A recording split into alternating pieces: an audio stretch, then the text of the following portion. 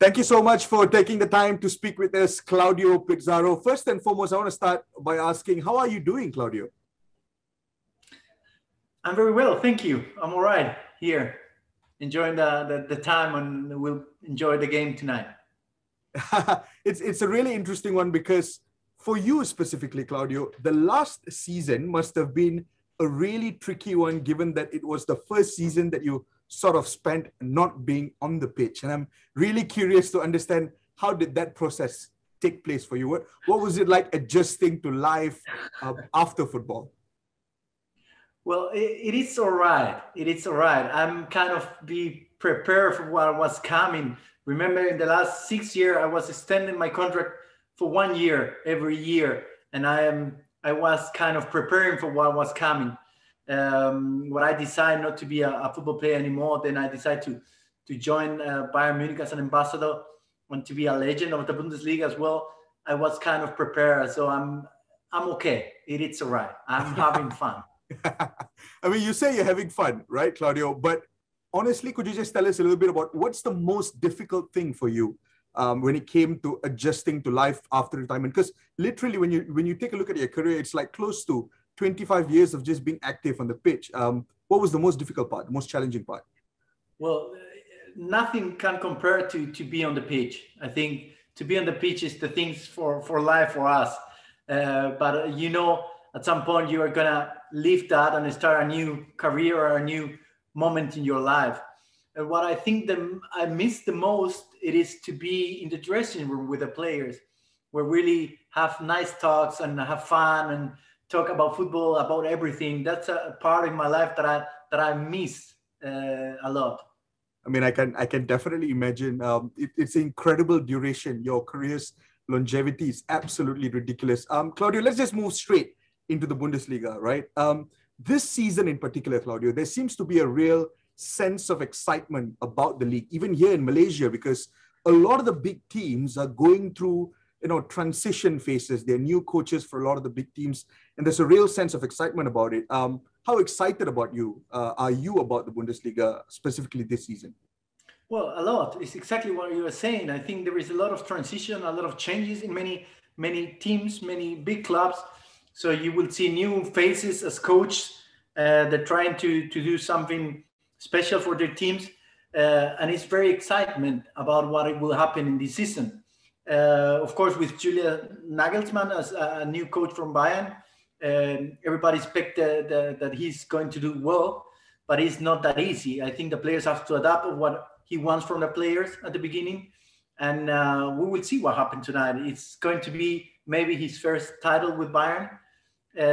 Or Dortmund will show what they did the last week in the Bundesliga, where they won 5-0. I think it's going to be a nice game tonight, and we will see what happens. I mean, putting aside tonight, right, in general, I want to zoom in a little bit about one of your former clubs, right, Bayern Munich, and the whole Julian Nagelsmann situation. The impressive thing about it is that Julian Nagelsmann is still relatively young. He's obviously experienced. He's been in the Bundesliga for a while. But when you look at his age, he's still young. And Bayern have handed him a 5-year contract. And from the look, like when I look at that, that's a sign of belief. That's a sign of conviction. What do you think was about Julian Nagelsmann that attracted Bayern Munich so much to the point that they were willing to give him a 5-year contract? Well, I think first, of course, is the capacity that he has as a coach. He showed in the teams that he were. He started when he was 28 as a coach in Hoffenheim. He did a pretty good job. After that, he went to Leipzig, and the same. Sadly for him, he didn't won any title till now. But the other thing I think it was very important is that he's from Munich. He's a Munich guy, and I think one of the things that very important for Bayern Munich is this Mia San Mia, which it means Bayern, the people from Bayern are locals, and they feel like this local thing.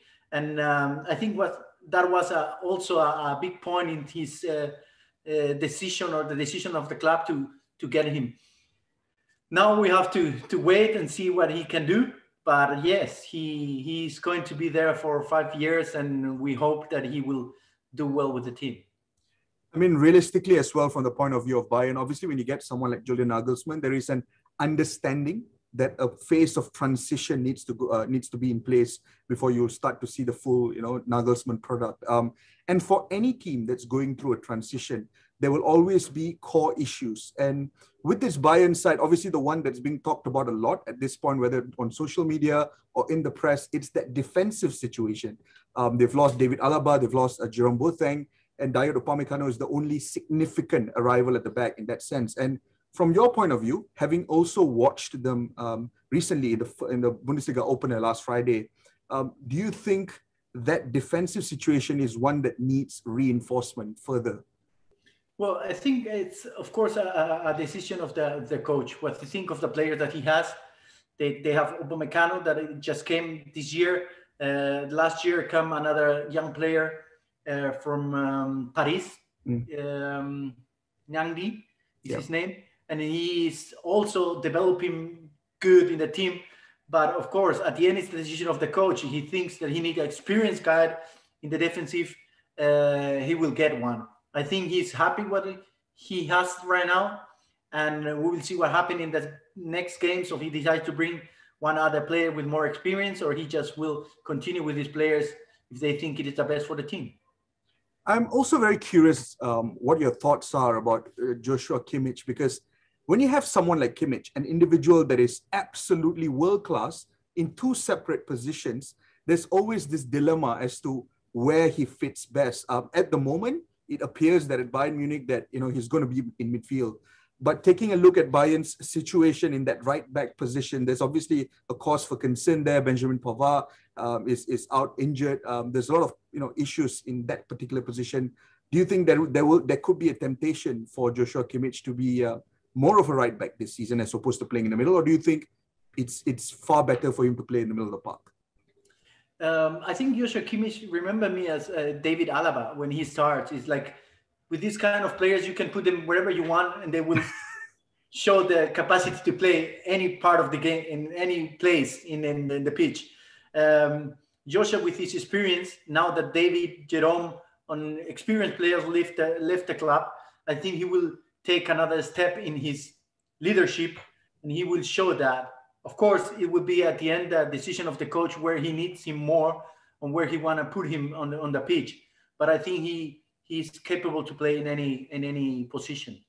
And like you mentioned, it almost feels like this season is that moment where Joshua Kimmich evolves from just being an important player into a real leader in that team, right? Exactly. I think that's the way that he's showing at the moment. He's doing the same in the national Mannschaft, and I think it will be different in Bayern Munich. He will show this leadership, his character, that he's a very strong type, and he will show that he was a key player in the Bayern team. Thank you. I want to talk to you also about Leroy SANE. He's a very familiar name in Malaysia even, because obviously he's got Premier League pedigree. He's playing for one of the biggest clubs in Germany at the moment. But he's a name that has really divided opinion over the years. But I think there's no questions about his talent, about his potential. There's no questions about that. But ever since his return to Bayern, it's been hot and cold. We've seen moments, we've seen glimpses, but we've not seen Leroy SANE in his absolute full brilliance. This season feels like a very important one for him. And what do you think he needs to do to sort of hit the heights that you as an ex-pro and us, even as fans, know that he can hit?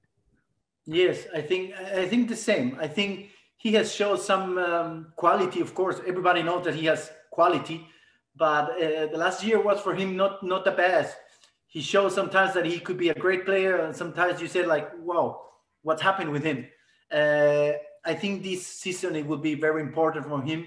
I hope he can develop as a great player, because we know he has the capacity to do things very special, and that he can help the team. It's very important. You have so many players that if you doesn't show your quality in the pitch, then the coach will change you, and then will come another one and they will take your place. So you have to show you what you can do. I want to move on to Borussia Dortmund, but before that, Claudio, I just want to ask you, from the point of view of Bayern Munich, who is the one player that you're genuinely excited to watch this year? I said that a couple of times. I think Robert Lewandowski for me is a great player. What he achieved the last year is amazing. I think this year is going to be a good year for him as well. And of course, we talked about before as Leroy SANE. For him, it's going to be a important year. I hope he can show us that he has the capacity to do that, and to show, of course, the coach that he is going to be an important player in the team. Let's move on to Borussia Dortmund, right? It's that 5-2 win over the weekend was just ridiculous. And this is a side that lost Jadon Sancho recently, but we saw no signs of it. They were completely comfortable, looked extremely dangerous in the attack. And do you think that there is a real strong opportunity for Dortmund to really push Bayern to the end this season, given the vast amount of changes that are taking place all over the park in the Bundesliga? Yes, I think they have a good chance this year to be the rivals from Bayern to win the league. They have a good team. I think the game tonight is going to show us really what they are capable to do. And we will see what happens at the end of the season. But I think they have a strong team, strong young players, and of course a new coach as well. We will see how they develop in the rest of the season and at the end where they stand. And obviously, when it comes to Borussia Dortmund, the key individual is always going to steal the headlines is Erling Haaland. And I was watching him the other day against Frankfurt. And the thing about Erling Haaland is no matter how many times you watch him, the next time you watch him, there's still this sense of astonishment at just how good he is. And do you feel the same way when you watch Erling Haaland? Yeah, he's a great player. When I played my last year in the Bundesliga, I had a chance to play against him in Dortmund, and the first time I saw him, I said, this player is going to be great. You could see his capacity. You could see his power. He's not just power in his body. He's also here in the mind. He's incredible. He can achieve so many things. And if he continue to develop like that, he's going to be one of the biggest players in the world, I think. What you just mentioned, right? It's not just the strength. It's also what's in his mind. It goes to show that he's got different aspects to his game. And Claudio, I mean, you have played at the highest level for a very long period, and you know exactly what it takes to score goals and be prolific at this level. From your point of view as an ex-striker at the highest level, what do you think is Erling Haaland's strongest characteristic? Yeah, I think that he's really strong in his fitness, and of course his power in the head, his mentality to win every ball, to win every game, to score in every game. It is something special that he has. And I think if he continues like that, he will achieve so many good things in his career. It's crazy because I was watching a footage of Haaland during the warm-up. He missed the shot and he was just so furious with himself. And that's in the warm-up. It's insane. Claudia, I want to talk a little bit also about RB Leipzig. They are another side that are looking to push this season. Again, changes at the top. Jesse Marsch has come in. He's familiar with the RB model, but he's obviously new to the Bundesliga. But the interesting thing about them is that they've now got Andre Silva, who, as we know, was an incredibly good goal scorer last season. With the arrival of Andre Silva, how dangerous do you expect Leipzig to be this year? Yeah, I think Leipzig, there was always in the last years a very good team. They have very good players. At the end, sometimes they just not show this constancy that they should bring at the end of the season, because it's very important to be in the same level the whole of the season. Of course, this new player, Andre Silva, he scored so many goals last year in Frankfurt, and now he will have the chance maybe in a better team to score many more goals. We will see what happens, but I think it's also a team who has the chance to win the league this year.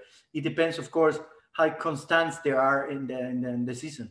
If you were to put Bayern, Dortmund, and Leipzig on paper in terms of squad ability, who do you think has the most dangerous squad? Dangerous squad. I think at the moment Dortmund has a very good team, very young players.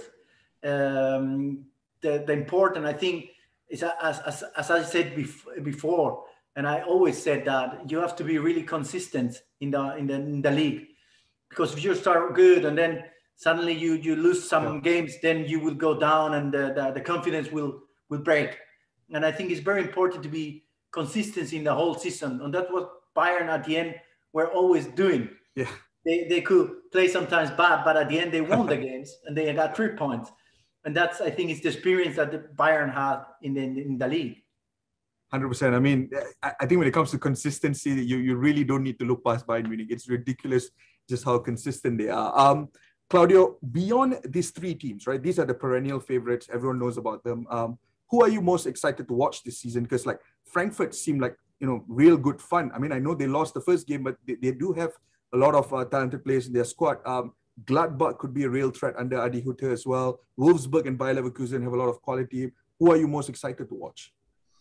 I think Bayer Leverkusen has a very good team. They have very good young players as well. They could develop in the year a very good team.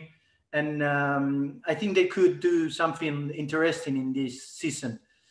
They have a good coach, and we will see what they are doing. But I think I'm excited to see them and see what they can do at the end of the season if they achieve to qualify to the Champions League, maybe to win the league. Who knows? We will see. The reason the Bundesliga has a very unique position, even in Malaysia, is that it's often viewed as the league where young players are given the platform to absolutely shine at the highest level. It's one of the most attractive propositions about the Bundesliga, right? And from your point of view, who are the young players in the Bundesliga that fans across the world should be keeping an eye on in the coming season? Well, Erling Haaland, of course, he's not that young anymore. He's not starting this year in the league, but he's something special and a player. I think that he's going to be top scorer this league. It could be. He has the quality to do that. Florian Wirtz, I think, is also a very young talent, young player. Sadly, Bellingham is not here anymore, but I think he was a player who showed his quality in the last year. So I think Florian Wirtz will be a good, interesting player to watch. And there's also Jamal Musiala at Bayern, right? Oh, yes, of course. I forgot about him. Yeah, of course. He's one of the best talents that German had at the moment. And I think we will have to keep an eye on him because he's going to do well as well. Do really well. One final question, Claudio, and this is about you. And this is coming from someone who has watched you over the years score, consistently at the highest level, not just in the Bundesliga, in the Premier League. And one of the most frustrating things from a personal point of view as a football fan, right, was to see a group of players, not just you, but, individuals like Sergio Aguero or, a bunch of people leave football at a point where they were not necessarily fans at the stadium. And that was frustrating for me to watch you play your final game, not necessarily having the sort of reception that your career deserved right at the end of it, right? Like, how frustrating was that for you? And do you hope to one day be able to get back on the pitch and maybe get that tribute that you deserve? Yeah, I know it was not the best moment to leave football, but I have decided that it was not the best situation or the best moment to finish my career. But I still think that I will do a farewell game when the people come back to the stadiums, and then we will have one more game for me to play and to enjoy with the fans and to say goodbye. That will be absolutely brilliant. I'm pretty sure all over Malaysia, people will be very keen to watch that game as well. Thank you so much